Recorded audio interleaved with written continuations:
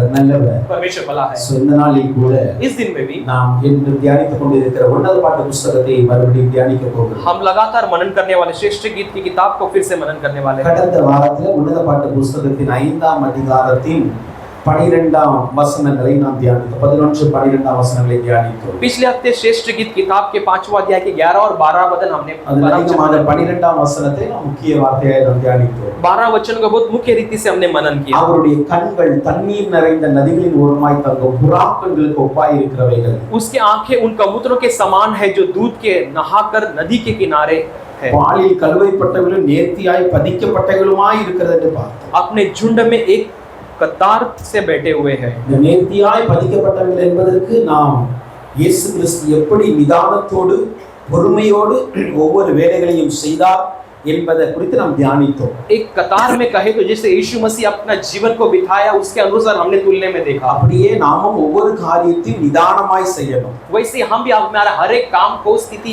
बराबर अनुशासन के अनुसार करना எந்த ஒரு காரியத்தையும் அவசரப்பட்டு செய்யக்கூடாது. कोई भी काम को जल्दबाजी में नहीं करना. தேவனுடைய சித்தம் இருந்தாலும் கூட परमेश्वर की इच्छा होने पर भी இயேசு கிறிஸ்து கானாவூர் கல்யாண வீட்டில் எவ்வளவு பொறுமையாய் அந்த காரியத்தை जैसे செய்தார். यीशु मसीह काना के उस शादी के घर पे सारे काम को धीरज के साथ லாசருடைய किया. மரணத்தின் நாட்களில் அவர் எப்படி வெயிட் பண்ணி அந்த கல்லறையிடம் போனார். लाजरस के मौत के दिनों में कैसे इंतजार कर उस कब्र की ओर गया. हालेलुया. हालेलुया. சொல்லி நாம் இயேசு கிறிஸ்துடைய வாழ்க்கை சரித்திரத்தில் இருந்து ऐसे हम यीशु मसीह के जीवन के इतिहास में நம்முடைய வாழ்க்கையில் எப்படி நாம் நிதானமாய் இருக்க வேண்டும் என்பதை கற்றுக்கொண்டோம். हम अपने जीवन में कैसे सावधान रहना चाहिए करके सीख लिए. கற்றுக்கொண்டோமா இல்லையா? सीखे कि नहीं? हालेलुया. हालेलुया. நிதானமா இருக்க ஒப்பு கொடுத்தீங்களா? हम अपने आप को स्थिर रहने के लिए हमने हालेलुया. हालेलुया. இன்னைக்குமே கேட்கிற வார்த்தையை நம்முடைய வாழ்க்கையில வந்து என்ன பண்ண செயல்ல கொண்டு வரணும். हमेशा हम सुनने वाले वचन को अपने जीवन में हम आजमा कर देखना है. சப்பா நீங்க நிதானமா இருந்தபடி यीशु पिता जैसे आप अपने जीवन நான் में நிதானமா இருக்கணும் ஒப்பு கொடுக்கணும். मैं भी सही स्थिरता के साथ रहने के लिए मदद. நீங்க அம்மாட்ட நான் கோபப்பட்டு பேசற मैं கூடாது. अपने माता से क्रोधित होकर बात नहीं நீங்க करना அப்பாட்ட है. நான் அவசரப்பட்டு எதுவும் பண்ணிர கூடாது. मेरे पिता से मैं जल्दबाजी में कुछ कर नहीं देना எனக்கு है. அந்த நிதானத்தை தாங்க. मेरे अंदर भी वो धीरजता அந்த दीजिए. பொறுமையை தாங்க. उस धीरज को दीजिए. நான் சில வேலைகளை பார்க்கும் பொழுது मैं कुछ कामों को करते समय அவசரப்பட்டு செய்த அந்த வேலையை சரியா முடித்து விடாமல் போய் விடக்கூடாது. जल्दबाजी में कोई काम को कर आधा अधूरा नहीं रहना என்று चाहिए. சொல்லி நம்முடைய வாழ்க்கையில நிதானமா இருக்க வேண்டும் என்று சொல்லி நாம் தியானித்தோம். ऐसे हमारे जीवन में हम सावधान रहना चाहिए कर हमने सीखा. அடுத்த ஒரு காரியத்தை இன்னைக்கு நாம் தியானிக்க போகிறோம். अगले एक बात को आज हम मनन करने वाले हैं. ஆங்கிலர் நமக்கு துணை செய்வாரா? पवित्र आत्मा हमें मदद करे. உன்னதப்பட்ட 5ஆம் அதிகாரத்தின் श्रेष्ठ गीत 5वां अध्याय के 13ஆம் வசனத்தை ஒருவர் வாசிக்கலாம். 13 वचन को कोई पढ़ेंगे. அவர் கன்னங்கள் கந்தவர்க்க பாத்திகளைப் போலவும் வாசனையுள்ள புஷ்பங்களைப் போலவும் இருக்கிறது. அவர் உதடுகள் லீலி புஷ்பங்களை போன்றது.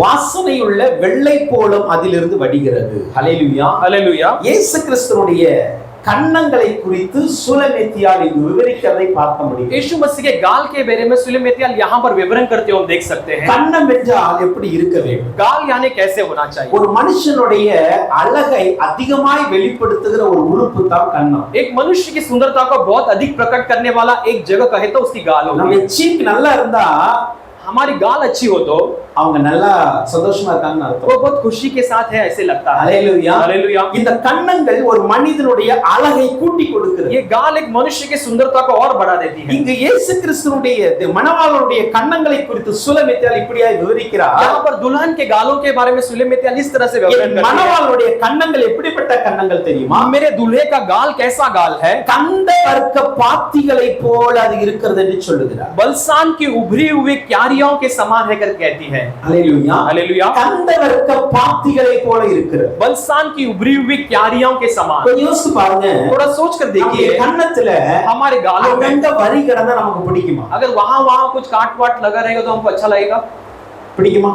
पसंद आएगा? பிடிக்காது. नहीं पसंद आएगा. நம்முடைய சீக் எப்பவுமே பிளைனா இருக்கணும். हमारा गाल हमेशा मुलायम रहना चाहिए. நம்முடைய கண்ணம் எப்போதுமே நம்ம பிளைனா அழகா இருக்கணும்.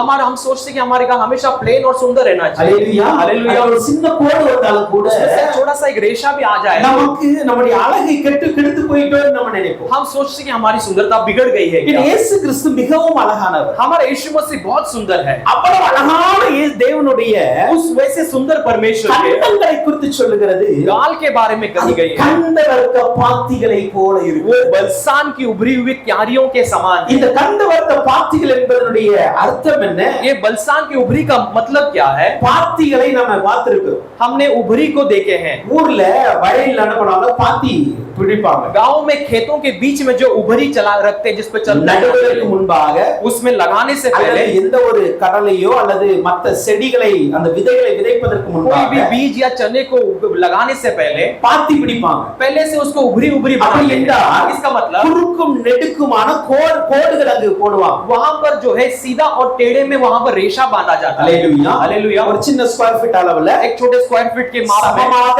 அங்க இங்க ஒரு கோடை போட்டு அந்த பாத்திகளை பண்ணுவாங்க. एक समान में उसको माप कर उसको उभरी उभरी लगाए जाते हैं। ஒரு பாத்திகள் என்பது குறுக்கும் நெடுக்குமான கோடுகள் நிறைந்ததுதான் பாத்திகள். उभरी यानी तो सीधा और टेढ़े से रेशे में लगाए गए उस फलों को दिखाती है। ஏன் அப்படினா क्यों कहे அது तो? தண்ணீர் சரியாய் பாய்ச்சப்படணும். वहां पर पानी भी बरोबर से सींचा जाना சரியான है। விதத்துல எல்லா செடிகளுக்கும் தண்ணீர் போகணும். ठीक रीति से सारे फल बीजों के लिए पानी जाना है। அதனால தான் ஒரு வயலை எடுத்தா அதுல பல பாத்திகளை பிடித்து தண்ணீர் பாய்ப்பாங்க. इसलिए खेत को ले लेंगे तो उसमें से कई उभरियों को बनाकर उसमें से पानी सींचते நம்ம हैं। எல்லாம் விவசாய குடும்பங்களுக்கு வந்ததுனால நமக்கு அது நல்லாவே हम தெரியும். सब किसानों के परिवार से आते हैं, इसलिए अच्छी तरह जानते हैं। இயேசு கிறிஸ்துவுடைய மணவாளனுடைய கன்னங்களை குறித்து சொல்லும் பொழுது यीशु मसीह दुल्हन के गालों के बारे में कहते समय அதுல பாத்திகள் போன்று இருக்கிறதுன்னு சொல்லுகிறார். वो कहती है कि वहां पर उभरी हुई क्यारियों के அப்படி समान என்றால் है। அவருடைய கன்னத்துல குறுக்கும் நெடுக்குமான கோடுகள் இருந்து கொண்டு இருக்கிறது. इसका मतलब उसके चेहरे में आमने सामने रेशे हैं कर இருப்பது என்னவோ கந்தவர்க்கம் தான். वो तो जो है वो बलसान ही है। வசனத்துல கந்தவர்க்கம் தான். वचन कहती है कि बलसान है कर। கந்தவர்க்கத்தில் இருக்கிற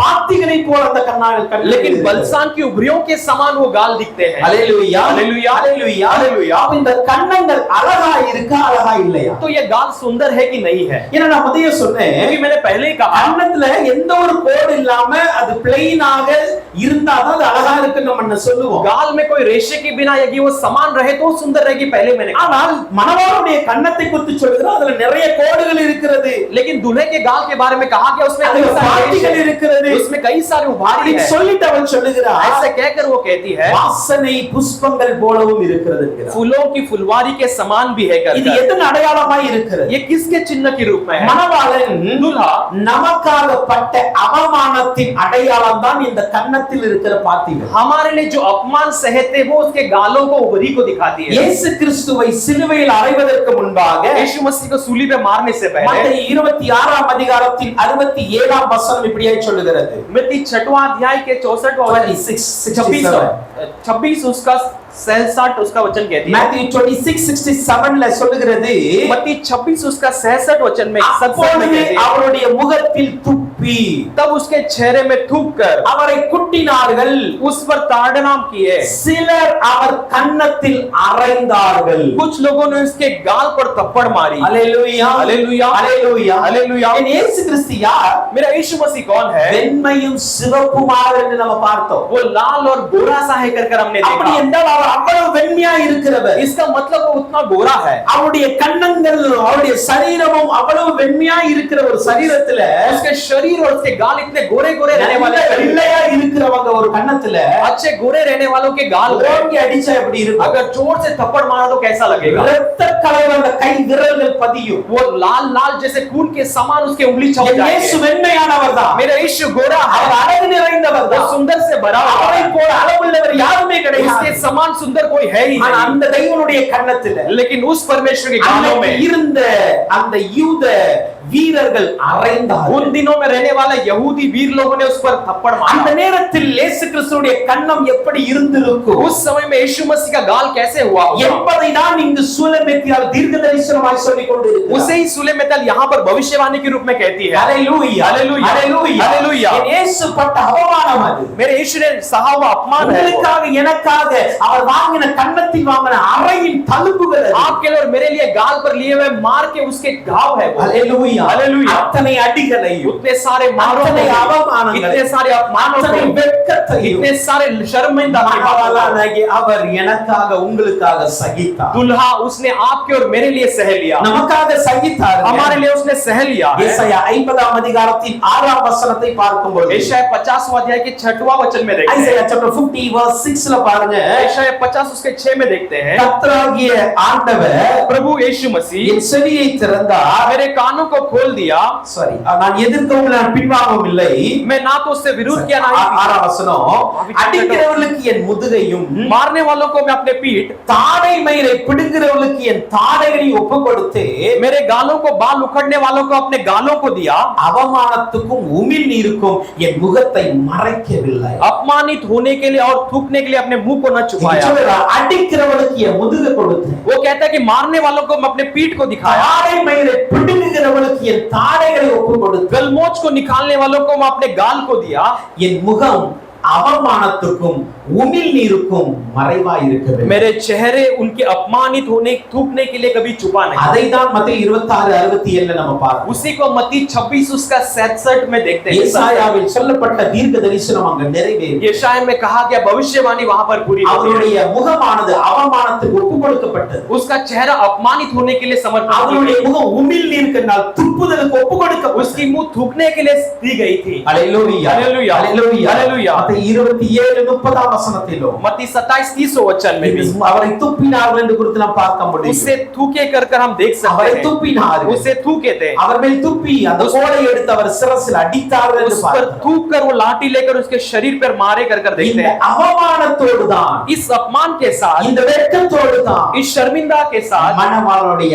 கன்னங்கள் இருக்கிறதாக சுலமித்தியா சொல்லுது. दुल्हन के गाल है कर सुलेमित्या कहती है। ஹalleluya हालेलुया, ஹalleluya हालेलुया। லூக்கா 22ஆம் அதிகாரத்தில் लूका 22वां अध्याय के 64ஆம் வசனத்தை பார்க்கும்போது उसके 64वां वचन को देखते லூக் हैं। chapter 22 verse 64ல பாருங்க, लूका 22 उसका 64 में देखते அங்க हैं। சொல்லப்பட்டு இருக்கிற காரியம் என்ன? वहां पर कही गई बात क्या है? அவருடைய கண்களை கட்டி उसके आंखों को मूंद कर, அவருடைய முகத்தில் அறைந்து उसके चेहरे पर गाल पर मार कर, அடித்தவன் யார்? तुझे मारने वाला அதை कौन ஞான था? திருஷ்டினால் சொல்லு என்று அவரை वो கேட்டார். अपने ज्ञान के दृष्टि के अनुसार कह कर उस पर कहने लगे। கண்ணை கட்டிட்டாங்க, उसकी आंखों को बांध दिया முகத்தில் गया, அடிக்கிறாங்க. चेहरे पर मारते हैं। ஒருவன் அடிக்கவில்லை, एक नहीं मारा, பல பேர் அடிக்கிறாங்க. कई लोगों ने मारा। அன்னைக்கு இயேசு கிறிஸ்துவை கட்டி அப்படிதான் அடித்தாங்க. उस दिन यीशु मसीह को बांध कर वैसे ही பல मारा। வீரர்கள் சூழ்ந்திருக்கிறார்கள். कई सारे वीर लोग घेर कर खड़े हैं। அவரை வெறுக்கிற வேதபாரக ஆசான்கள் சூழ்ந்திருக்கிறார்கள். उस पर विरोध करने वाले सारे जांच पड़ताल करने वाले पंडित लोग इकट्ठा அவருக்கு हैं। எதிராக சாட்சியிட்ட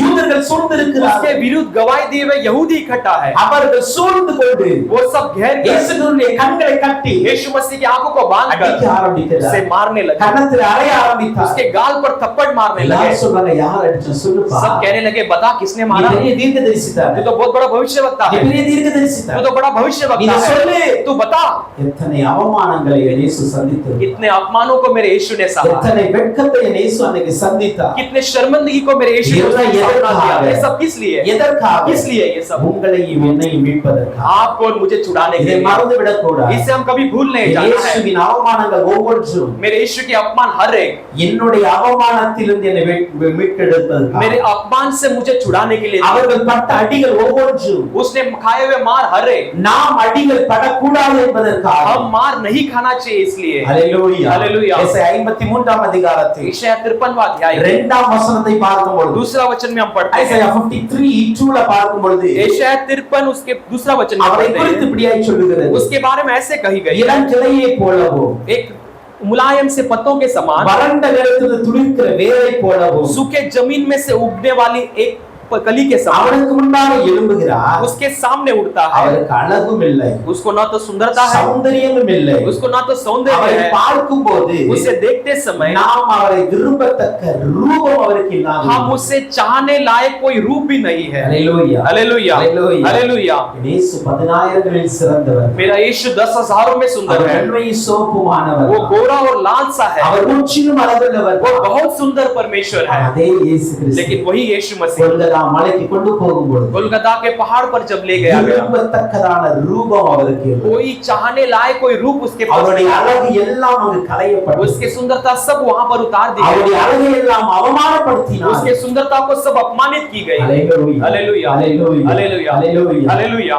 அப்படிப்பட்ட கன்னங்கள்ல वैसे गालों में நல்ல அளவுள்ள ஒரு கன்னம், अच्छा एक सुंदर गाल, கந்தவர்க்க பாத்திகளை போல மாறி, लेकिन बलसान की उभरी के समान बन गई है।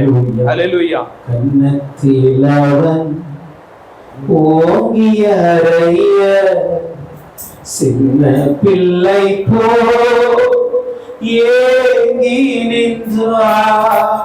கன்னத்திலவன் ஓங்கிய அறைய சின்ன பிள்ளை போ ஏங்கி நின்றார். அந்த பிலாத்தும் கையை கழுவி ஆண்டவரை அனுப்பிவிட்டார். அந்த பிலாத்தும் கையை கழுவி ஆண்டவரை அனுப்பிவிட்டார்.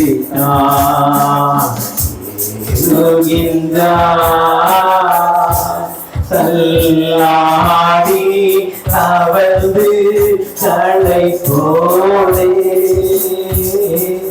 என் நேச குருசை சுமந்தே என் நேச கொள்கதாமலரி மேல் நடந்து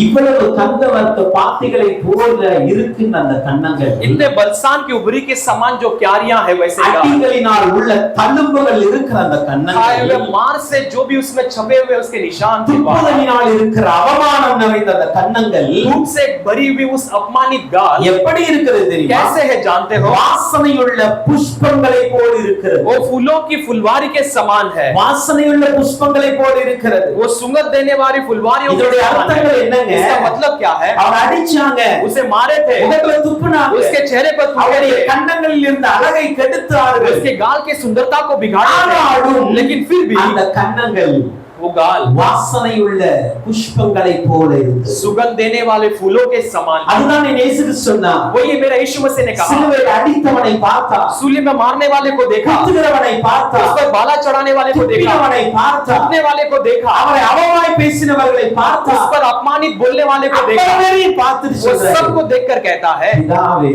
हे पिता இவர்களை மன்னிங்க, इन्हें क्षमा कर, பிதாவே இவர்களை மன்னிங்க. हे पिता इन्हें क्षमा कर। இந்த வாசனை வீசுகிற இந்த புஷ்பத்தை போல அவருடைய கன்னங்கள் இருந்ததுங்க. ये सुगंध देने वाले फूलों के समान उसके गाल थे। இன்னைக்கு நம்மள அவமானப்படுத்தினா நம்ம அவமானப்படுத்துறோம், आज हमें अपमान करने वालों को हम अपमानित நம்ம करते हैं, அடிச்சா நம்ம திருப்பி அடிக்கிறோம், हम मारने वाले को हम उल्टा मारते हैं, நமக்கு வெட்கத்தை கொடுத்து அவங்களுக்கு வெட்கத்தை हमें உண்டாக்கும். शर्मिंदा देने वाले को फिर से हम शर्मिंदा करते हैं। அது உண்மையான வாசனை அல்ல. वो सच्चा सुगंध नहीं है, அது வாசனையுள்ள புஷ்பம் அல்ல. वो सुगंधित फूल नहीं है। உன்னை அவமானப்படுத்தினவர்களையும், तुझे अपमानित करने वालों को, உன்னை அன்னைக்கு வந்து ஆண்டவரை जिस வெட்கப்படுத்தினவர்களையும், दिन उसने परमेश्वर को अपमानित அவரை किया, அடித்தவர்களையும் उसको मारने वालों को மன்னிக்கும்படியாய் பரிந்து பேசினாரே, அதுதான் அவருடைய கன்னங்களில் இருக்கிற வாசனை. उसको क्षमा करने के लिए तरफदारी किया था, वही उसके இந்த गाल की கன்னங்களில் सुगंध है, இருக்கிற வாசனை उसके गाल की सुगंध மனவாட்டியாகிய நமக்கு இருக்கணும். आज दुल्हन हमारे अंदर होना இயேசு चाहिए। கிறிஸ்து போதிக்கும் பொழுது मेरा यीशु मसीह उपदेश देते நல்ல समय அழகாய் போதித்து अच्छी तरह से उपदेश देते थे। அல்லேலூயா. அல்லேலூயா. ஒருவன் ஒரு கன்னத்தில் உன்னை यदि அறைந்தால் किसी ने तुझे एक गाल पर मारा तो இன்னொரு கன்னத்தை அவனுக்கு காட்டு. तुझसे अपने दूसरा गाल ஒரு पर மைல் मारा। தூரம் உன்னை நடக்க तुझे एक ஆக்கு. मील दूरी चलने के लिए நீ बुलाया, 2 மைல் தூரம் போப்பா. उसके साथ 2 मील दूरी पर உன்னுடைய चलकर போர்வையை வேண்டும் என்று तेरे சொல்லுகிறவன் चद्दर को चाहिए कर உன்னுடைய வஸ்திரத்தை எடுத்துக் अपने கொடுப்பான். वस्त्रों को भी निकाल कर दे दे। இதுதான் பியூட்டி ஆஃப் ஜீசஸ். यही यीशु मसीह की सुंदरता है। அல்லேலூயா. हालेलुया। இயேசுவினுடைய அழகு என்ன தெரியுமா? यीशु की सुंदरता क्या है? என்ன கன்னத்தில் அரைஞ்சவன் தான். मुझे गाल में मारने ये वाला ही बात था, में तुपने मेरे वाला। चेहरे पे थूकने वाला ही था, எனக்கு அவமானப்படுத்தி பேசினவன் मुझे தான். अपमानित रूप में बोलने वाला ही था, ஆனாலும் लेकिन फिर भी அவனுக்காக பரிந்து பேசு. मैं उसके लिए तरफदारी, அவனை நான் மன்னிப்பேன், मैं उसमें क्षमा அவனை करूंगा, நான் அன்பு मैं செய்வேன். उस पे प्रेम करूंगा। இதுதான் இயேசு கிறிஸ்துவுடைய கன்னங்கள் इसीलिए यीशु मसीह के गाल கந்தவர்க்க பாத்திகளை போல பல்புகள் நிறைந்தது இருந்தாலும் बलसान की उभरी के क्यारियों के समान गांव से होने पर भी அது வாசனை வீசுகிற புஷ்பத்தை போலவும் இருக்குது. वो सुगंध फैलाने वाले फूलों के समान भी है। அல்லேலூயா. हालेलुया। நம்முடைய கன்னங்களின் அழகு என்பது தெரியுமா? तेरे गाल की सुंदरता यानी क्या है जानते हो? இங்க இருக்கிற கோடோ அல்லது கோடு இல்லாத நல்ல சமவாலியா இருக்கிற ஒரு கன்னமோ அல்ல. यहाँ पर चेहरे में रहने वाला रेश या समान रहने वाला गाल नहीं। நம்முடைய கன்னங்களின் அழகு என்பது தெரியுமா? हमारे गालों की सुंदरता क्या है जानते हो? என்னை அவமானப்படுத்தினவனையோ मुझे अपमान करने वाले को भी புன்சிரிப்போடு ஏற்றுக்கொள்வதுதான் அழகு. बड़ी खुशी के साथ स्वीकारना ही वो सुंदरता है। ஹalleluya. हालेलुया। நம்ம வெட்கப்படுத்தினவர்கள், हमें अपमानित करने वालों को, நம்மை மற்ற இடங்களில் இழிவாய் பேசினவர்கள், हमें कहीं-कहीं तुच्छ बोलने वालों को புன்சிரிப்போடு ஏற்றுக்கொள்வோமே. बड़े खुशी के सुंदरता के मुस्कुराहट के साथ स्वीकारना है। यही हमारे जीवन के गाल की सुंदरता है। आज हम कितने लोग उसे कर सकते हैं? मेरा दुल्हा ने उसे किया, दुल्हन कलीसिया भी उसे कर सकती है क्या? आज परमेश्वर वही चाहते हैं। आज हम अपने आप को समर्पण करेंगे। यीशु पिता, तेरे गालों के समान मेरे गाल भी बनने दे पिता। मार खाने पर भी मैं उनके लिए तरफदारी करता हूं, मुझे शर्मिंदा करने पर भी मैं उनके साथ शांति बनाए रखूंगा, मुझे बैरी समझने पर भी मैं उनसे प्रेम करूंगा पिता। ये गालों को मुझे भी दीजिए, इस गाल की सुंदरता मुझे भी दीजिए। हालेलुया। इसलिए हमारा प्रेमी सुंदर है। हालेलुया। हमारा यीशु क्यों सुंदर है? सारे प्रेमियों से बढ़कर वो क्यों सुंदर है? आप सब देवताओं के बारे में पढ़कर देखिए, सारे मनुष्य के बारे में पढ़कर देखिए। उस देवता को यदि किसी ने मारा हो तो मरवाया हो, उस देवता ने किसी और को मारा हो। हालेलुया। उस देवता के परिवार में किसी को छुआ हो, देवता कहने वाले वो परिवार पूरे परिवार को नाश किए। इसलिए दूसरा प्रेमियों से तेरा प्रेमी क्यों विशेष है? क्यों विशेष है? उन्होंने जो नहीं दिखाया वो प्रेम मेरे प्रेम, उन्होंने नहीं दिखाया वो क्षमा को मेरे यीशु ने दिखाया, उन्होंने नहीं दिखाया वो शांति को मेरे यीशु ने दिखाया। अपने मारने वाले को भी क्षमा किया, अपने थूकने वाले को भी स्वीकार लिया, उसके छाती में बाले टोकने वाले को भी स्वीकार लिया, कड़वा रस देने वाले को भी उसने स्वीकार लिया। इसीलिए बाकी प्रेमियों से देखते हुए मेरा प्रेमी विशेष है। हालेलुया। हालेलुया। हम हिम्मत के साथ कहेंगे यीशु कैसा विशेष है। मेरे यीशु के समान कोई क्षमा नहीं कर सकता, मेरे यीशु के समान कोई प्रेम नहीं कर सकता। अपमानित करने पर भी मेरा यीशु तुझे स्वीकार करेगा। हम कितने सारे गवाही को कलीसिया में सुन सकते हैं। यीशु को स्वीकारने से पहले यीशु को अपमानित बोलने वाले, वो तुच्छ रीति से बोलने वाले,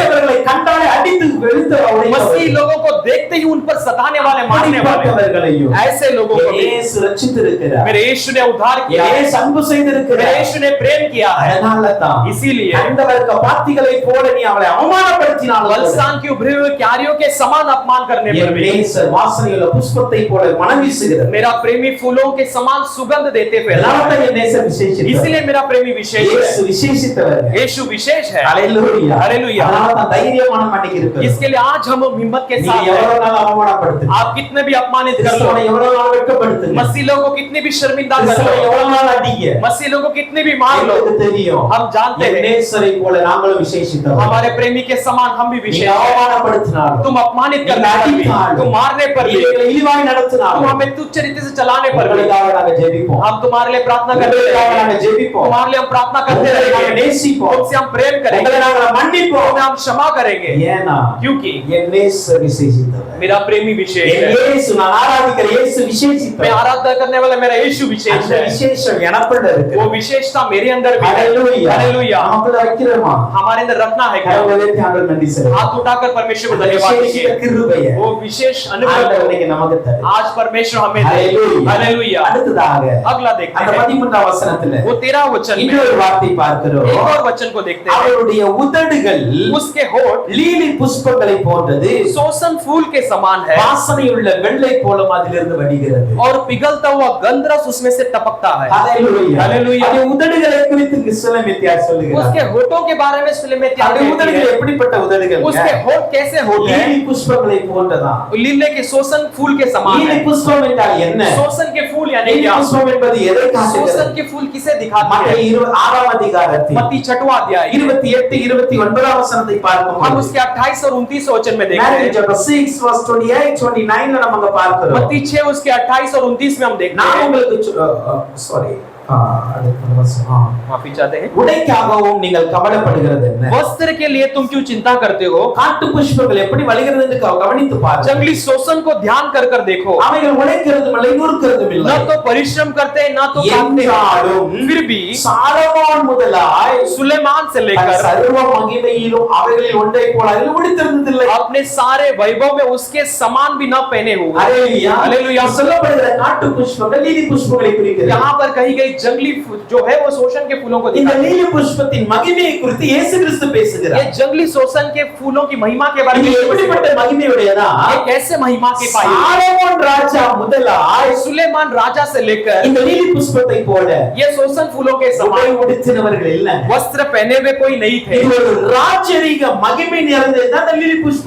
राजकीय महिमा को पाए हुए शोषण के फूल हैं। அல்லேலூயா. हालेलुया। அது வேணா இன்னைக்கு முளைச்சி நாளைக்கு அடுப்புல போடுற புஷ்பமா இருக்கலாம். शायद आज उकर कल आग में डाली वाली फूल के समान हो सकते हैं, लेकिन उसके साथ அது ராஜரீக மகிமை உள்ளது. वो राजकीय महिमा को ஒரு ராஜரீக மகிமை உள்ளது. वो राजकीय महिमा को என் இயேசையா, मेरा प्रेमी कौन அவருடைய है? உதடுகள் எப்படிப்பட்டது? उसके होठ कैसे அவருடைய हैं? உதட்டத்துல ராஜரீகம் இருக்கு. उसके होठों में राजकीय है। ராஜரீகம் என்றால் என்ன? उसके होठों में राज ஒரு करे। ராஜாவின் உதடுகள்ல அதிகாரம் இருக்கும். एक राजा के होठों में अधिकार होती है। ராஜாவின் வார்த்தைகள்ல மேன்மை இருக்கும். राजा के शब्दों में एक आदर होगा। ஹalleluya हालेलुया। ஹalleluya हालेलुया। என் இயேசு கிறிஸ்துவுடைய உதடுகள் मेरे यीशु मसीह के होठ ராஜரீக உதடுகளை போன்றது. एक राजकीय होठों के समान அது है। அதிகாரம் நிறைந்த உதடுகள். अधिकार पाए हुए होठों के समान है। हालेलुया। மத்தேயு 7 அதிகாரத்தில் मत्ती 7वां अध्याय 28 29 वசனத்தை பார்க்கும்போது 28 और 29 वचन को हम देखते Matthew हैं। chapter 7 verse 28 29 ல பாருங்க. मत्ती 7 उसका 28 और 29 இயேசு में हम देखते கிறிஸ்துவுடைய हैं। வார்த்தைகளை குறித்து சொல்லுகிறது. यीशु मसीह के शब्दों के बारे में कही இயேசு गई। இந்த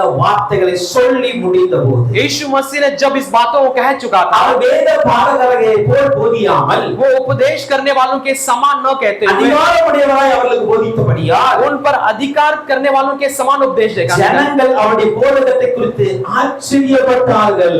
लोग उसके उपदेश के बारे में चकित हुए। ஹalleluya हालेलुया। இயேசு கிறிஸ்து यीशु- போதிக்கிறார். यीशु मसीह यहाँ पर उपदेश देते हैं। ஜீவனுக்கு போகிற வாசல் எது?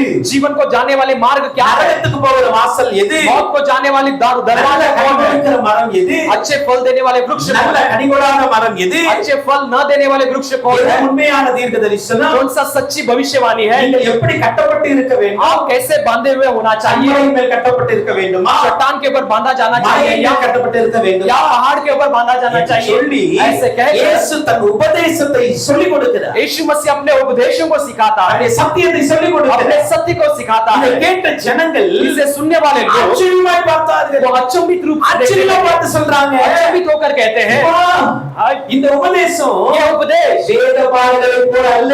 ये शास्त्रियों के समान नहीं। வேத பாரகர்கள் தான் शास्त्रियों ही நல்ல போதிக்கிறவர்கள். अच्छे से उपदेश देने वाले அதனால हैं। தான் அவங்க பேரே வேத பாரகர்கள் வச்சிருக்காங்க. इसी के लिए उनका नाम है शास्त्रियों कर लिखा गया। அவருடைய வேலையே என்ன தெரியுமா? उनका काम ही क्या है? நல்ல வேதத்தை படிக்கணும், अच्छे से शास्त्र को पढ़ना है, வேதத்தை மக்களுக்கு சொல்லிக் கொடுக்கணும். शास्त्र को लोगों को सिखाना है। இப்படிப்பட்ட வேத பாரகர்களை விட ऐसे शास्त्रियों से बढ़कर என் இயேசு கிறிஸ்துவின் உடலிலிருந்து வந்த வார்த்தைகள் மகிமையாயிரு. मेरे यीशु मसीह के होठों से निकलने वाले शब्द महिमा भरे हैं। ஹalleluya. हालेलुया। அவங்களே சொல்றாங்க, वो खुद कहते हैं, இவர் வேத பாரகர்களை போல போதிக்கல, ये शास्त्रियों के समान उपदेश नहीं करते, அதிகாரமுடையவராய் போதித்தார். एक अधिकार के समान उपदेश அதே दिया। மத்தேயு 9 அதிகாரத்தில் वही मत्ती 9वां अध्याय 6 में வசனத்தை பார்க்கும் பொழுது हम 6वें वचन में देखते हैं, இயேசு கிறிஸ்துவுடைய வார்த்தைகளை குறித்து சொல்லுகிறது. मेरे यीशु मसीह के शब्दों के बारे में कहा गया है, பூமியிலே பாவங்களை மன்னிக்க மனுஷகுமாரனுக்கு அதிகாரம் உண்டு. पृथ्वी पर पाप को क्षमा करने के लिए अधिकार मनुष्य के पुत्र के लिए என்பதை है। அறியும்படியாக इसे जानने के लिए தீர்வாதக்காரனை பார்த்து சொல்கிறார், वहां पर लकुए मनुष्य को देखकर कहता நீ है, எழுந்து உன் படுக்கை எடுத்துக்கொண்டு உன் வீட்டுக்கு तो उठकर अपने बिस्तर को उठकर अपने घर चले இயேசுவின் जा। வார்த்தையில் அதிகாரம் இருந்தது. यीशु के शब्दों में अधिकार थी। தீர்வாதக்காரன் எழுந்து நடந்தான். लकवे रोग से रहने वाला मनुष्य उठकर चलने लगा। ஹalleluya. हालेलुया। ஆச்சரியமா பார்க்கிறேன். बहुत अचंभित रूप में देखता हूं। தீர்வாதக்காரனை பார்த்த உடனே एक लकवे मनुष्य को देखते இயேசு ही கிறிஸ்து முதலாவது சொன்ன வார்த்தை என்ன தெரியுமா? यीशु ने पहले कहा हुआ शब्द क्या है जानते உன் हो? பாவங்கள் மன்னிக்கப்பட்டது. तेरे पाप क्षमा किए गए हैं। ஹalleluya. हालेलुया। பாவங்கள் மன்னிக்கப்பட்டது. तेरे पाप क्षमा किए गए हैं। எல்லாருக்கும்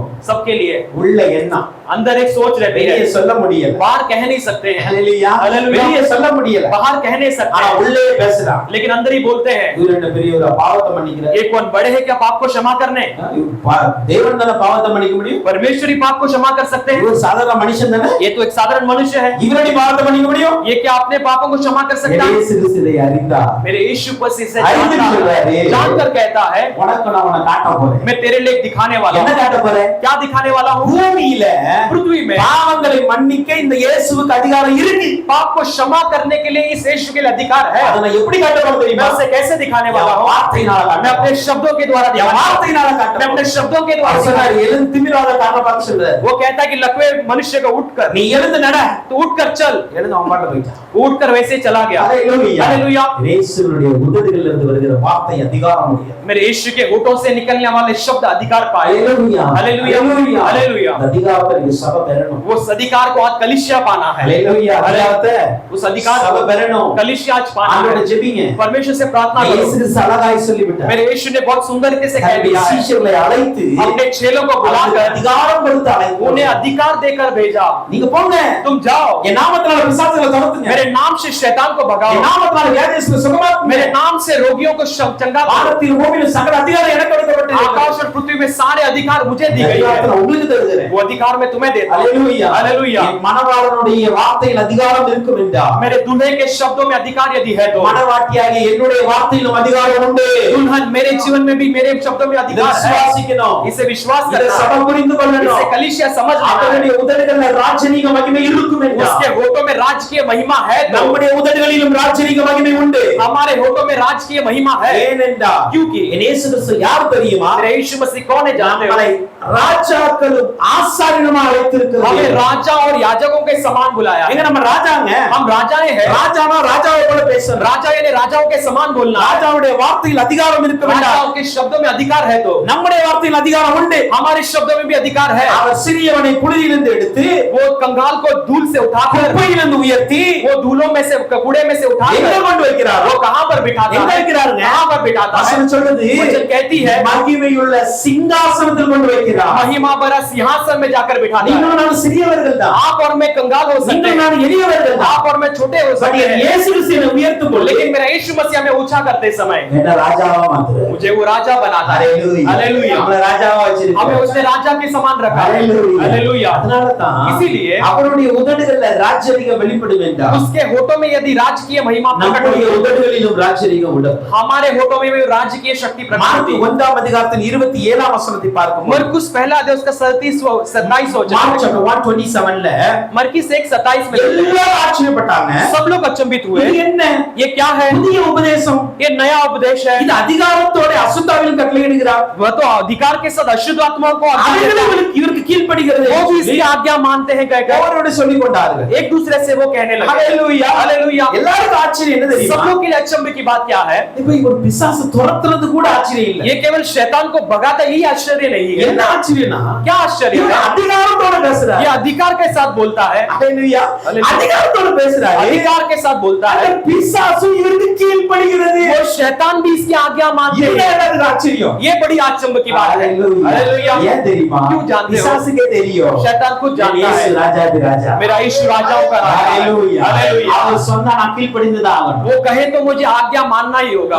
சுலமித்தே சொல்றாரு. इसीलिए सुलेमतियाल कहती है உதடுகள் उसके होठों ஈலி புஷ்பத்தை போல இருக்கிறது. शोषण के फूल के समान है। ராஜரீக மகிமையுடைய वो உதடுகள். राज्य के महिमा पाए हुए அவருடைய होठों, அதிகாரம் वो இருக்கிறது. होठों में अधिकार है। அதே போல उसी तरह அவர் மேன்மை உள்ளவர். वो आदरणीय है। ஹalleluya. हालेलुया। ராஜா எப்படி மேன்மை உள்ளவராய் இருக்கிறாரோ राजा कैसे आदरणीय रहते हैं, அப்படியே என் இயேசு கிறிஸ்து மேன்மை உள்ளவர். वैसे मेरे यीशु मसीह भी उन्नति से भरा है। யோவான் 1 அதிகாரத்தில் யோவாना पहला अध्याय में 27 वचனத்தை பார்க்கும்போது उसके 27 वचन को हम John देखते chapter हैं। 1:27ல பாருங்க. யோவாना 1:27 में हम पढ़ते அவர் हैं, எனக்கு பின் வந்தும் वो मेरे बाद आने पर भी என்னிலும் மேன்மை உள்ளவர். मुझसे भी वो महानता पाया। 30 वचனத்தை பார்க்கும்போது 30 वचन में हम देखते எனக்கு हैं, பின் ஒருவர் வருகிறார். मेरे बाद एक आने वाला है, எனக்கு முன்னிருந்தபடியினால் मेरे पहले होने के जैसे என்னிலும் அவர் மேன்மை वो உள்ளவர். मुझसे भी सामर्थ्य रहेगा। ஹalleluya. हालेलुया। இயேசு கிறிஸ்து யார் தெரியுமா? यीशु मसीह कौन है जानते हो? அவர் மேன்மை உள்ளவர். वो महान परमेश्वर है। हालेलुया। हालेलुया। யோவான் அழகா சொல்றாரு, யோவாन अच्छी तरह कहते हैं எனக்கு பின்னாடி தான் அவர் वो வந்தார், मेरे बाद आने वाला है, ஹalleluya, हालेलुया, எனக்கு அப்புறம் தான் இயேசு கிறிஸ்து वो வந்தார். मेरे बाद यीशु मसीह आने वाले हैं, ஆனா लेकिन எனக்கு பின் வந்தாலும் கூட मेरे बाद आने पर भी அவர் தான் என்னில மேன்மையுள்ளவர். वही मेरे से भी श्रेष्ठ है, ஹalleluya. हालेलुया। நான் உங்களுக்கு ஜலத்தினால ஞானஸ்நானம் मैं கொடுப்பேன், तुम्हें जल से बपतिस्मा அவர் दूंगा, அக்கினியினால பரிசுத்த ஆவியினால ஞானஸ்நானம் கொடுப்பார். लेकिन वो तुम्हें आग और पवित्र आत्मा के द्वारा बपतिस्मा देगा, हालेलुया, हालेलुया, हालेलुया, हालेलुया। தாவீதினுடைய வார்த்தைகள் எப்படி மேன்மையுள்ளதா இருந்ததோ, जैसे दाऊद के शब्द उन्नति भरी थी, 2 சாமுவேல் 23:1 சொல்லுகிறது. दूसरा सामुएल 23:1 कहती है, 2 சாமுவேல் chapter 23:1 பாருங்க, दूसरा सामुएल 23:1 में हम पढ़ते हैं, தாவீதினுடைய கடைசி வார்த்தைகள் மேன்மையாக உயர்த்தப்பட்டது. दाऊद के आखिरी शब्द उन्नति भरी से वो ऊंचा उठाए गए। அப்படியே நம்முடைய இயேசு கிறிஸ்துடைய வார்த்தைகளும் மேன்மையான வார்த்தை. वैसे हमारे यीशु मसीह के शब्द भी उन्नति भरे हैं, ஹalleluya, हालेलुया, ஹalleluya, हालेलुया। அது எவ்வளவு மேன்மையா இருந்தது. वो कैसे उन्नति भरी हुई थी, ஹalleluya, हालेलुया।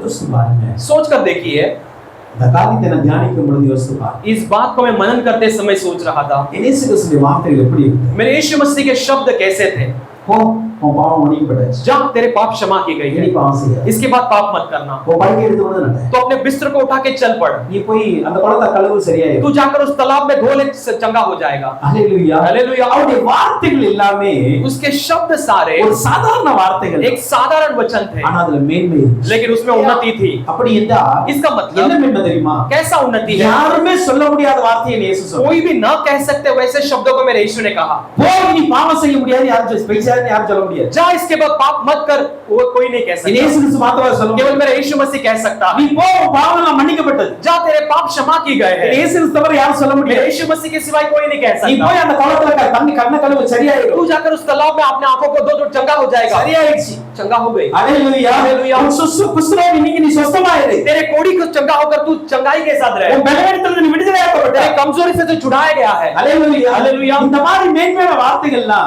ऐसे उन्नति भरी सारे शब्द, it's a very short word, ரொம்ப சின்ன வார்த்தை. वो बहुत छोटे छोटे शब्द है, वाक्य है, அதுல இருந்த மேன்மை இருக்குல்ல, இந்த உலகத்துல யாருமே கொடுக்கல. लेकिन उसमें का उन्नति ये दुनिया में कोई नहीं दे सकते, ஹalleluya, हालेलुया। அதுதான் என் இயேசு கிறிஸ்து உதடுகள் மேன்மையானவங்களை பேசுது. इसीलिए मेरे यीशु मसीह का होठ उन्नति भरी शब्दों को बोलती है, ஹalleluya, हालेलुया। அந்த நூற்றுக்கு அதிபதி इसके लिए 100 का सरदार தேவன் அவனுக்கு தெரியும். एक बात वो जानता था, வந்து இயேசுட்ட தன்னுடைய வேலைக்காரனுக்காக முறையிடுகிறான். आकर यीशु से अपने नौकर के लिए तरफदारी करता है, என் வேலைக்காரன் சுகமாகணும். मेरा नौकर चंगा होना है, இயேசு சொல்ற நான் வர்றேன். यीशु कहता कि मैं आता हूँ, சொன்ன வார்த்தை என்ன தெரியும்? उसने कहा हुआ शब्द क्या जानते நீங்க हो, வர வேண்டாம். आप आने की जरूरत नहीं है, வார்த்தை சொன்னா போதும். केवल आप एक शब्द कहो, ஹalleluya, हालेलुया, ஒரு வார்த்தை சொன்னா போதும். एक शब्द कहो तो काफी है, சுகமடைஞ்சிடும். मेरा नौकर चंगा हो ஏன்னா जाएगा, அவனுக்கு தெரியும் क्योंकि वो जानता है இயேசு கிறிஸ்துடைய வார்த்தை மேன்மையுள்ள வார்த்தை. यीशु मसीह के शब्द उन्नति भरी शब्द है, ஹalleluya, हालेलुया, हालेलुया। நான் சொல்றேன், मैं आपसे कहता हूँ இயேசுடைய ஒரு வார்த்தை ஒரு நாள்ல கேட்டு பாருங்க. यीशु मसीह का एक शब्द एक दिन में ஒரு सुनना நாளைக்கு ஒரு வார்த்தை அவன்கிட்ட கேளு. एक दिन के लिए एक शब्द यीशु से அந்த मांगना வார்த்தை देखिए, மேன்மையுள்ளதா உங்களை மாற்றும். वो शब्द उन्नति भरी आपको बनाएगी, ஹalleluya, हालेलुया,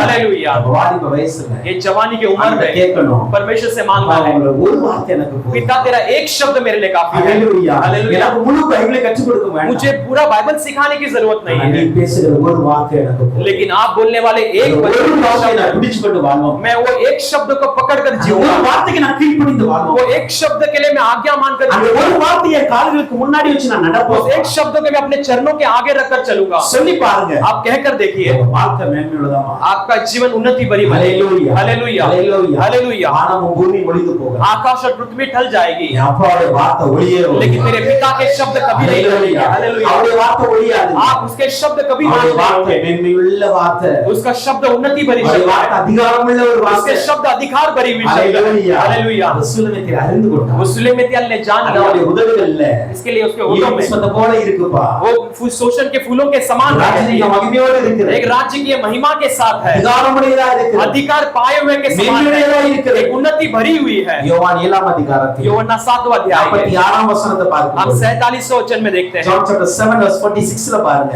यूहन्ना 7 उसके 47 में देखते हैं, சேவகர்கள் பிரயோத்திரமாக सारे उसके सेवक उसके அந்த उत्तर में மனுஷன் பேசுகிறது போல वो मनुष्य बोलने के समान ஒருவனும் ஒரு காலம் பேசினதில்லை.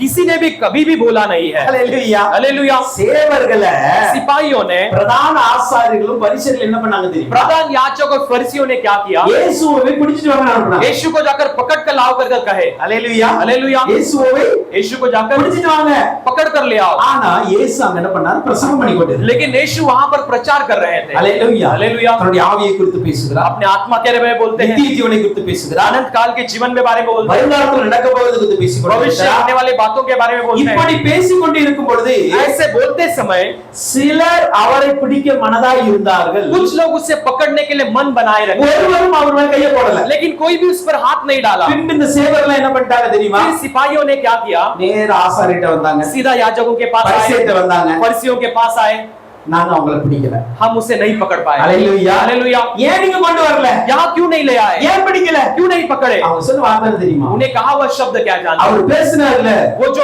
बातें कर रहे அவர थे, மாதிரி இதுவரைக்கும் யாரும் எப்படி பேசனது? उसके समान आज तक किसी ने वैसे बोला ही नहीं। ஹalleluya हालेलुया। அவர் அப்படி யாரும் பேசலங்க। उसके समान कोई बोलने वाला नहीं है। அப்படிப்பட்ட ஒரு இனிமையான வார்த்தை அவர் வாயில இருந்து வருது। वैसे मधुर शब्द उसके होठों से அவர் निकलते வாயில हैं। இருந்து வர வார்த்தை நித்திய ஜீவனுக்கு எதிராக இருக்கிறது। उससे मुंह से निकलने वाले शब्द अनंत काल जीवन के அவருடைய होते हैं। வாயில இருந்து வார்த்தை ஒரு மனுஷனை ரட்சிக்கிறதா இருக்கிறது। उसके मुंह से निकलने वाले शब्द एक मनुष्य को उद्धार करने அவர் वाले हैं। வாயில இருந்து வருகிற வார்த்தை பரலோகத்துக்கு கொண்டு போறதா இருக்கிறது। उसके मुंह से निकलने वाले शब्द स्वर्ग राज्य ले जाने वाले शब्द के समान இப்படிப்பட்ட हैं। வார்த்தையை பேசுகிறவரை நாங்க எப்படி பிடிக்க? ऐसे शब्द बोलने वाले को कैसे हम पकड़ सकते हैं? ஹalleluya हालेलुया। ஹalleluya हालेलुया। எல்லாரும் கேட்காங்க, सब लोग पूछने लगे, நீங்களும் வஞ்சிக்கப்பட்டீங்களா? क्या आप भी धोखा पाए हो? நீங்களும் வஞ்சிக்கப்பட்டீங்களா? क्या आप भी धोखा खा लिए? வஞ்சிக்கிற வார்த்தை இயேசுனுடைய வார்த்தை அல்ல। धोखा खाने वाले शब्द यीशु मसीह का ஒரு शब्द नहीं है। மனுஷனுடைய வாழ்க்கையை மாற்றுகிற வார்த்தை தான் இயேசு। एक मनुष्य के जीवन को बदलने वाला शब्द मेरा यीशु का शब्द है। ஹalleluya हालेलुया। நம்ம யாரையும் வஞ்சிக்க வேண்டாங்க। हम किसी को धोखा देने की யாரையும் வஞ்சித்து கிறிஸ்தவனா மாற்ற வேண்டாம்। हम किसी को धोखा देकर मसीह बनाने யாரையும் की ஏமாற்றி கிறிஸ்தவனா மாற்ற வேண்டாம்। किसी को फंसाकर मसीह बनाने की जरूरत வாழ்க்கை नहीं। மாறிச்சுனா கிறிஸ்தவனா மாறு जीवन அவ்வளவுதான்। बदलेगी तो अपने आप मसीह बदल ஹalleluya हालेलुया। நாங்க சொல்ற சத்தியம் வாழ்க்கையை மாற்றும்। हम कहने वाले सत्य जीवन को बदलेगी। நாங்க சொல்ற சுவிசேஷம் வாழ்க்கையை மாற்றும்। हम कहने वाले सुसमाचार जीवन को बदलेगी। அதனால தான் இயேசு கிறிஸ்துவின் வார்த்தை மேன்மையுள்ள வார்த்தை। इसलिए मेरे यीशु मसीह का शब्द उन्नति भरी हुई அது है। ஒரு இனிமை நிறைந்த வார்த்தை। वो एक मधुर मीठा शब्द இந்த है। வார்த்தையை கேட்டவன் பரலோகத்துக்கு போக முடியும்। ये शब्द को सुनने वाला स्वर्ग राज्य जा இந்த सकता है। வார்த்தையை கேட்டா பாவ மன்னிப்பு உண்டு। इस शब्द को सुनने पर पाप की क्षमा இந்த निश्चय है। வார்த்தையை கேட்டுட்டு மனம் திரும்பாத மனுஷன் கிடையாது। इस शब्द को सुनकर मन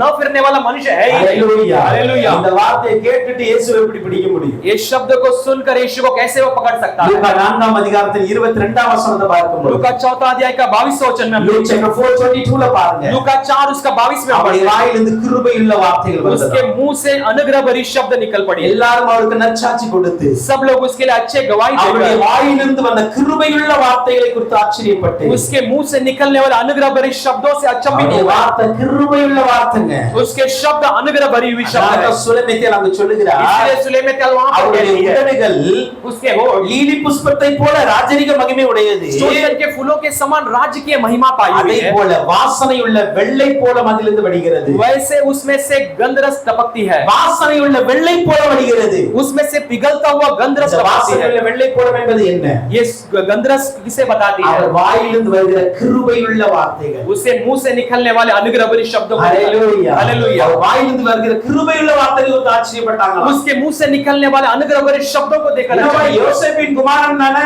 है, ये तो यूसुफ का पुत्र ही है, மரியாளின் மகன் தானே? मरियम का बेटा तो है। ஹalleluya हालेलुया। ஆனா लेकिन வாயிலிருந்து கிருபையுள்ள வார்த்தைகள் வருகிறது। उसके मुंह से अनुग्रह भरी शब्द निकलती அதான் है। சங்கீதக்காரன் எழுதுகிறார், इसलिए भजनकार कहता है, சங்கீத 45:2ல भजन संगीता 45 उसमें, எல்லா மனுபுத்திரரிலும் सारे मनुष्य के நீர் पुत्रों மகா में சௌந்தரியம் உள்ளவர், तो बहुत सौंदर्य है। உம்முடைய உதடுகளில் அருள் பொழிகிறது।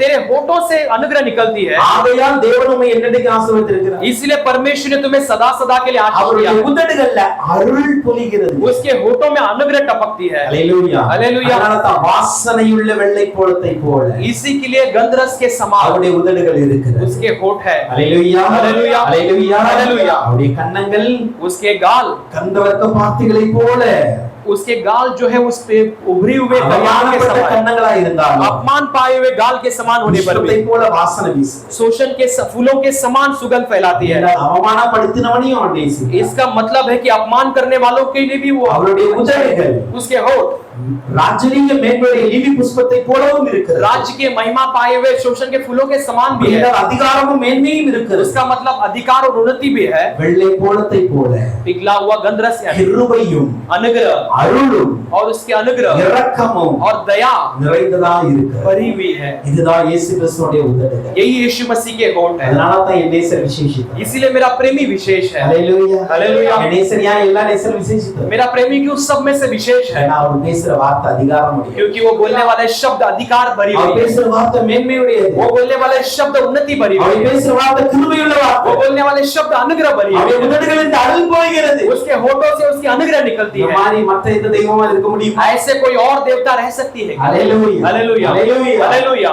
சில தெய்வம் கோபப்பட்டா கோபப்பட்டுக்கிட்டே இருக்கும். कुछ देवता यदि क्रोधित हो तो वो क्रोधित रहती है. அன்பு செஞ்சிட்டே இருக்கும். प्रेम करे तो प्रेम करती रहती है. பட்டயத்தை கையில வச்சா கடைசி வரைக்கும் பட்டயத்தை கையில வச்சிருக்கும். तलवार हाथ में उठाए तो तलवार हमेशा रखी रहती है. ஈட்டியை கையில வச்சா கடைசி வரைக்கும் ஈட்டியே பிடிச்சிட்டு இருக்கும். बाले को हाथ में लिया तो आखिर तक बाले को पकड़े रहती है. இயேசு அப்படிப்பட்டவர் கிடையாது. मेरा यीशु वैसा नहीं. Hallelujah hallelujah. பிசாச பார்த்து அதிகாரமா பேசினார். शैतान को देखकर अधिकार के साथ बात இயேசு किया. கிறிஸ்து அதிகாரமுள்ள வார்த்தை எங்க வெளிப்பட்டது தெரியுமா? मेरे यीशु के अधिकार भरे शब्द कहां पर प्रकट हुए? பிசாசுக்கு நேராக வந்தது. शैतान के सामने आए. பாவத்துக்கு நேராக வந்தது. पाप के सामने आए. ஆனா ஒரு சாதாரண மனிதனை பார்க்கும்போது लेकिन साधारण मनुष्य को देखते समय அவனை நேசித்தார். उससे प्रेम किया. கிருபையுள்ள வார்த்தைகளை கொடுத்தார். अनुग्रह भरी शब्दों को இரக்கத்தோடு அவனோடு பேசினார். एक दया के साथ उससे बातें அன்போடு की. அவனை அணைத்துக் கொண்டார். प्रेम से उससे गले लगा. அதனால தான் என் நேசர் इसीलिए मेरा எல்லா நேசரை பார்த்து சிறந்தவர். सारे प्रेमियों से இயேசு ஏன் மற்ற தெய்வங்களை பார்த்து சிறந்தவர்? मेरा परमेश्वर क्यों सब देवताओं से उन्नति भरा हुआ है? பிசாசுக்கு எதிராக அதிகாரமாய் பேசுவார். वो शैतान के विरुद्ध अधिकार के साथ भी बोलता है. மனுஷரோட கிருபையாய் பேசுவார். एक मनुष्य से अनुग्रह के साथ भी बोलता है. Hallelujah hallelujah. அவர் பாவத்துக்கு எதிராக அதிகாரத்தோடு பேசுவார். वो पाप के विरुद्ध अधिकार के साथ भी बोलता है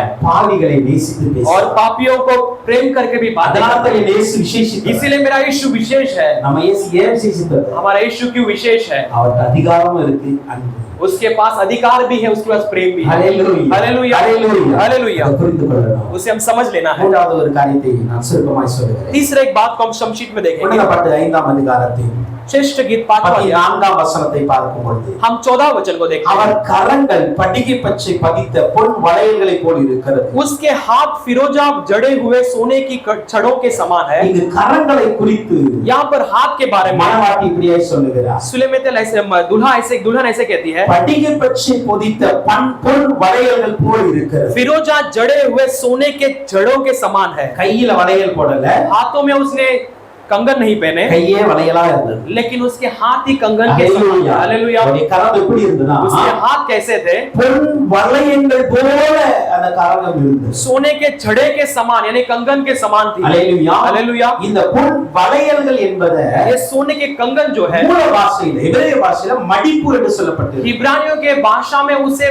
बांध कर कहा गया है. மடிப்பு என்று சொல்லப்பட்டது. उसमें से बांध कर कही. Hallelujah hallelujah. 1 ராஜாக்கள் 6ஆம் அதிகாரத்தில் पहला राजा 6वां अध्याय के 34ஆம் வசனத்தை பார்க்கும் பொழுது 34 वचन को देखते हैं. அதன் இரண்டு கதவுகளும் उसके दोनों दरवाजे தேவதாருவின் பலகைகளால் செய்யப்பட்டிருந்தது. देवदार के लकड़ों से बना हुआ ஒரு था. கதவுக்கு இரண்டு மடிப்பு பலகைகளும் एक दरवाजे के लिए 2 तरह की पट्टियां, மற்ற கதவுக்கு இரண்டு மடிப்பு பலகைகளும் இருந்தது. बाकी दरवाजों के लिए 2 पट्टियां भी थी. எப்படி ஒரு கதவுல ஒரு மடிச்சு இருக்கிற கதவு முன்னாடி இருக்கும், जैसे एक दरवाजों में उसे मोड़ने लायक उसमें रहती है. அப்பதான் ஒரே சிங்கிள் டோர்.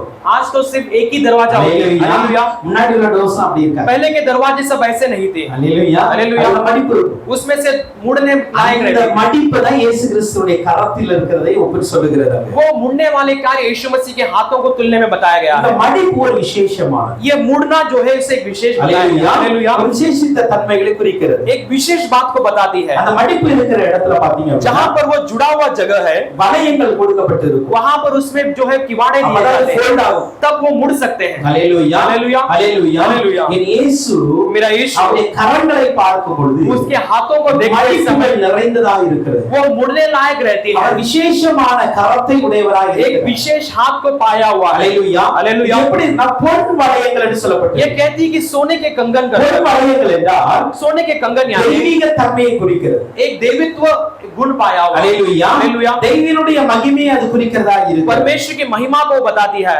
ஆனா यानी இது எப்படி இருக்கிறது? ये कैसे है? படிக பச்சை போன்று இருக்கிறது. ये फिरोजों के जड़ों के समान है। அல்லேலூயா हालेलुया। படிக பச்சை என்று சொல்லப்பட்டிருக்கு फिरोजों के कंगन यानी कही गई। படிக பச்சைகளை குறித்து லைட்டா பாத்துறலாம் ये फिरोजों के जड़ के बारे में थोड़ा எசேக்கியேல் 1ஆம் அதிகாரத்தில் एसेकियेल पहला अध्याय 16ஆம் வசனத்தும் 20ஆம் வசனத்தை பார்க்கும்போது 16वां अध्याय और 20वां अध्याय எசேக்கியேல் chapter 1 एसेकियेल पहला verse 16 and 20 ல பாருங்க उसका 16 और 20 में हम படிக पढ़ते हैं பச்சை குறித்து சொல்லப்பட்டிருக்கிறது वहां पर इस फिरोजा के बारे में कहा गया है சக்கரங்களின் ரூபமும் அவைகளின் வேலையும் படிக பச்சை வர்ணமாய் இருந்தது वो उस चक्कों का काम जो है फिरोजों के घूमने लायक रहा था। அல்லேலூயா हालेलुया। இந்த சக்கரங்கள் இருக்கிறது அப்படின்னா நான்கு ஜீவன்கள் போகிற चक्के यानी 4 जीवन जाने वाले ஒரு சக்கரம் நிறைந்த ஒரு உருவத்துல நான்கு ஜீவன்கள் போய் கொண்டிருக்கு ये चक्के से भरे हुए एक रथ में 4 जीवन जा இந்த रहे हैं। சக்கரங்களின் ரூபம் எப்படின்னா படிக பச்சையை போல இருக்குன்னு சொல்லுகிறது इस रथ का जो दिखता है जो फिरोजों के समान दिखती है। 20ஆம் வசனத்தை பார்க்கும் பொழுது 20 वचन में हम पढ़ते हैं ஆவி போக வேண்டும் என்றிருந்த எவ்விடத்திற்கும் அவைகள் போயின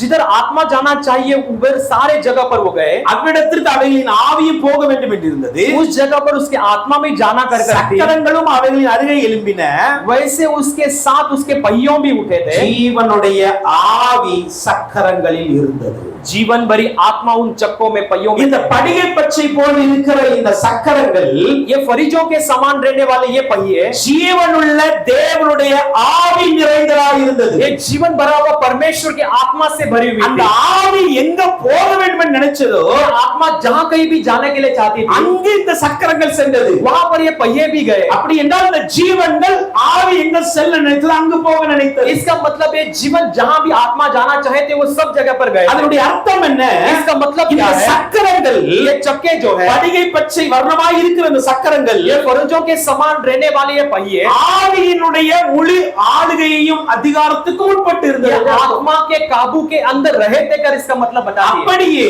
वैसे ही இயேசு கிறிஸ்துவுடைய கரத்தை குறித்து சொல்லும்போது यीशु मसीह के हाथों को कहते हैं அது समय படிக பச்சை வர்ணமாய் இருக்கிறது என்று ये பார்க்கிறோம். फरीजों के जड़ के समान है करके அப்படி हम என்றால் कहेंगे। इसका मतलब இயேசு கிறிஸ்துவுடைய கரம் यीशु मसीह का हाथ சகலத்தையும் ஆளுகை செய்கிற கரமாய் இருக்கிறது सब पर प्रभुता करने वाले हाथ के समान है। இயேசு கிறிஸ்துவுடைய கரம் यीशु मसीह का हाथ சகல அதிகாரங்களையும் உடைய கரமாய் सारे இருக்கிறது. अधिकार को पाए हुए हाथों के समान है। அவர் தொட்டால் சுகமாகிறது वो छूने पर चंगाई होती है, கையை நீட்டினால் சுகமாகிறது वो हाथ बढ़ाने पर चंगाई मिलती है। அவருடைய கரத்துல அந்த சராசங்களை வைத்திருக்கிற वो தேவன் अपने அவர். हाथों में पूरे विश्व को अपने हाथों में रखा है। அல்லேலூயா. அல்லேலூயா. அவருடைய கரத்துல தான் இருக்கிறதுங்க. उसके हाथों में ही है। நீங்க நினைக்கிற பூமியா இருக்கும் புளுட்டோவா இருக்கட்டும் நிலாவா இருக்கட்டும் எதுவா இருக்கட்டும் आप सोचने वाली पृथ्वी हो या प्लूटो हो या कोई और भी ग्रहण हो, सब அந்த சராசரங்களும் என் ஆண்டவருடைய கைப்பிடிக்குள் அடங்கியிருக்கு. सारे वो ग्रहण उसके हाथों के अंदर थमे हुए हैं। அதை மீறி எதுவுமே இந்த உலகத்துல நடக்காது. उससे बढ़कर कुछ भी इस दुनिया में हो नहीं அவருடைய सकता है। கரம் எதை செய்ய நினைக்கிறதோ उसके हाथों ने जिसे करना चाहा அதுதான் வானங்களிலும் நடக்கும் பூமியிலும் நடக்கும். वही आसमान में भी होगी और पृथ्वी पर भी होगी। அல்லேலூயா. हालेलुया। அல்லேலூயா. हालेलुया। அவர் நினைச்சதுதான் சூரியனில் நடக்கும் சந்திரனிலும் நடக்கும். वो जो सोचता है वही सूरज में भी होगी और चंद्र में भी होगी। அல்லேலூயா. हालेलुया। சந்திராயனை ஏவலாம்.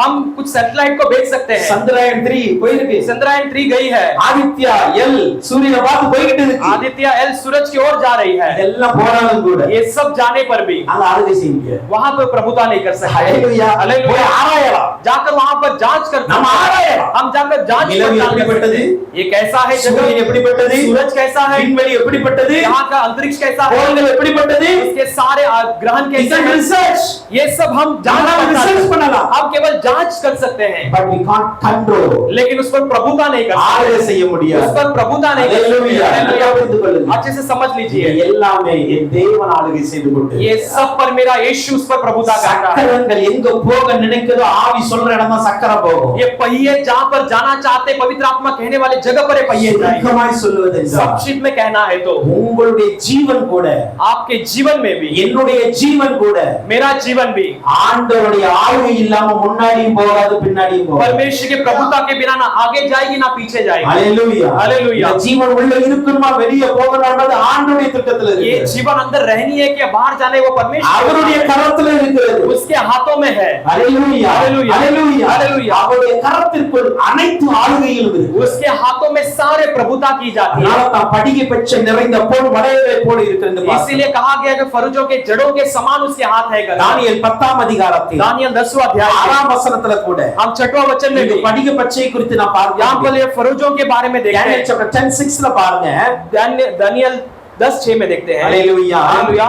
அவருடைய சரீரம் படிக பச்சை போல இருந்தது उसके शरीर जो है फरोजों के समान அவருடைய है। முகம் மின்னல் பிரகாசத்தை போல இருந்தது उसके चेहरे बिजली के समान प्रकाशमान रहे। இந்த அவருடைய சரீரம் படிக பச்சை போல இருக்கிறது என்று यहाँ பார்க்கிறோம் पर उसके शरीर हम फरोजों के समान है कर देखते हैं। தேவனுடைய கரம் तो परमेश्वर का हाथ, தேவனுடைய தன்மை परमेश्वर का गुण சகலத்தையும் ஆளுகை செய்கிறதா இருக்கு सब पर प्रभुता करने लायक है। Hallelujah hallelujah. இத इसे சாதாரணமா இருக்கிற மனுஷன் புரிஞ்சுக்கணும் एक साधारण मनुष्य समझ लेना है। Hallelujah hallelujah. மண்ணான மனுஷன் என்ன புரிஞ்சுக்கணும்னா मिट्टी से भरा हुआ मनुष्य क्या समझना है? நான் தேவனுடைய ஆளுகைக்கு உட்பட்டு இருக்கிறேன் मैं परमेश्वर की प्रभुता के अंदर हूँ। அந்த ஆளுகையை மீறி நான் எதை செய்ய நினைச்சாலும் मैं उस प्रभुता से बढ़कर कुछ करना चाहूँ तो தேவன் திக்கி தூரப்பட்டுருவார் परमेश्वर उठाकर दूर फेंक देगा। Hallelujah hallelujah. Hallelujah hallelujah. இத மனுஷன் புரிஞ்சுக்கணும் ये मनुष्य समझ लेना है। அதுதான் சங்கீதக்காரன் சொல்லுகிறார் इसलिए भजनकार कहता है, காலைதோறும் என்னை விசாரிப்பது मैं सुबह सुबह मुझे पूछताछ करने என்னை वाला, நடத்துவதற்கு मुझे चलाने के लिए நான் ஏமாத்திரம் मैं क्या हूँ पिता? நான் ஒரு சாதாரண மண்ணான मैं एक மனுஷன் साधारण मिट्टी का मनुष्य இந்த हूँ। மண்ணான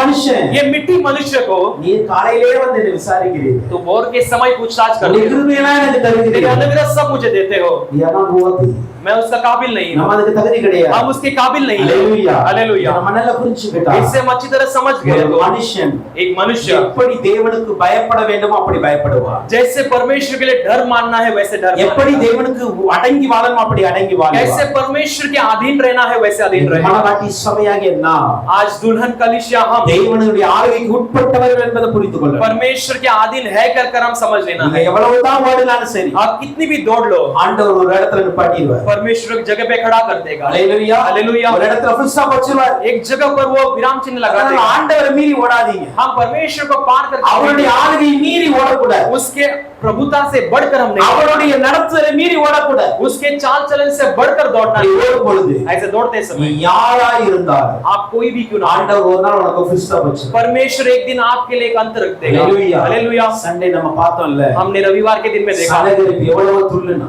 सनकरीब कितने उछल, கோலியாத் எவ்வளவு துள்ளுனா गोलियत ने कितनी उछल कूद की, ஆண்டவர் ஃபுல் ஸ்டாப் வச்சிட்டார் लेकिन परमेश्वर ने एक अंत को लाया। Hallelujah hallelujah. Hallelujah hallelujah. ஆண்டவருடைய ஆளுகைக்கு மீறி யாரு செயல்பட परमेश्वर की प्रभुता से बढ़कर कोई क्रिया नहीं कर सकता। எலிசரியே விசேஷித்தவர் मेरा प्रेमी क्यों विशेष है? சனகரிப் சொன்னா தெரியுமா सनकरीब ने कहा था, அந்த தெய்வம்லாம் என்ன காப்பாத்திச்சா वो देवता सब मुझे बचाई क्या? அந்த நாட்டுகளின் தெய்வம்லாம் என் கையில இருந்து அவங்களை காப்பாத்திச்சா क्या उस देश के देवताओं ने उनके हाथों से मुझे बचाई? ஆனா எங்களுக்கு தெரியும் लेकिन हम जानते हैं அதெல்லாம் காப்பாத்தாது वो सब नहीं बचा ஆனா सकते என் हैं, இயேசு காப்பாத்துவார் लेकिन मेरा यीशु बचाएगा। Hallelujah hallelujah. என் ஆளுகள்ட்ட ஆளுகை கிடையாது क्योंकि उसके पास प्रभुता नहीं அதுகள்ட்ட है, அதிகாரம் கிடையாது उनके पास अधिकार ஆனா नहीं என் है, தேவனுடைய கரத்துல ஆளுகை இருக்கு लेकिन मेरे यीशु के हाथों में என் प्रभुता தேவனுடைய है, கரத்துல அதிகாரம் இருக்கு मेरे यीशु के हाथों में अधिकार है। Hallelujah hallelujah. சொல்லிங்க நம்ம மூன்று காரியங்களை तो பார்த்தோம் आज हमने 3 बातों को அவருடைய देखा। கன்னங்களை குறித்து பார்த்தோம் उसके गालों के बारे में देखा, அவமானம் நிந்தை இருந்தது वहां पर अपमान और निंदा थी, ஆனாலும் लेकिन फिर भी லீலி புஷ்பத்தால் வாசனை வீசுகிற மலர்களை போல இருந்தது. वो सुगंध फैलाने वाले फूलों के समान थी। எந்த கன்னத்தை அடிச்சாங்களோ इस गालों पे मारे थे, அதே கன்னத்துல இருந்து மன்னிப்பு வந்தது उस गालों से क्षमा भी आई। Hallelujah hallelujah. உதடுகளை குறித்து நம்ம பார்த்திருக்கோம் हम होठों के बारे में देखा है, உதடுகள்ல ராஜரீகம் இருந்தது होठों में उसके राज्य की महिमा थी, அதிகாரம் மேன்மை இருந்தது अधिकार और उन्नति थी। அதே உதடுகள்ல கிருபையும் இரக்கமும் இருந்தது उसी होठों में अनुग्रह और दया भी थी। Hallelujah hallelujah. பிசாசுக்கு பாவங்களுக்கு எதிராக அதிகாரமாய் பேசுறார் वो शैतान के पापों के विरुद्ध अधिकार के साथ बोलता சாதாரண है, மனிதனோடு கிருபையோடு பேசுறார் लेकिन साधारण मनुष्य से अनुग्रह भरी शब्दों से அவருடைய बोलता है। கரங்கள் उसके हाथ படிய வெச்ச நிறைந்த கரங்கள் ये फ्रिजों से जड़े हुए सोने के அந்த समान है। கரத்துல அதிகாரம் இருக்கு उसके हाथों में अधिकार அந்த है, கரத்துல ஆவி இருக்கு उसके हाथ में प्रभुता है। அப்படிதான் நம்முடைய நேசர் वैसे हमारा प्रेमी எல்லாரும் சிறந்தவர். सबसे वो हालेलुया हालेलुया, எல்லாரும் சிறந்தவர். वो सबसे श्रेष्ठ அந்த प्रेमी है। நேசருக்கு उस प्रेमी के लिए நீங்களும் நானும் காத்திருப்போம். आप और मैं इंतजार அவர் வருகை करेंगे, சீக்கிரமா இருக்கு. उसकी आगमन बहुत शीघ्र நாம் है, ஆயத்தப்படுவோம். हम तैयार हो जाएंगे। கர்த்தர் உங்களை ஆசீர்வதிப்பார். परमेश्वर आपको और मुझे आशीष करे। ஆமென்.